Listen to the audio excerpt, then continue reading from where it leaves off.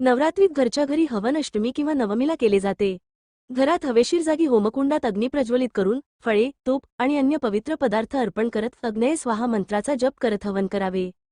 सर्वात पहिले अग्नी नमः स्वाहा या मंत्रांचा जप करून अग्नीच्या कुंडात आहुती द्या.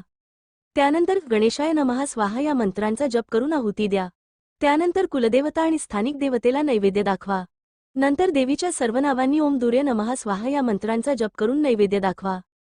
गौर्या नमः स्वाहा यानंतर सप्तशती किंवा नरवाण मंत्राचा जप करून नैवेद्य दाखवावा. पूर्ण अर्पणमध्ये ओम पूर्णमदः पूर्णमिद पूर्णात् पूर्णमुदाच्यते पुनस्य पूर्णमादाय पूर्णमः दृश्यते स्वाहा या सर्व मंत्रांचा जप केल्यानंतर शक्य तितकी दक्षिणा देवीला द्या.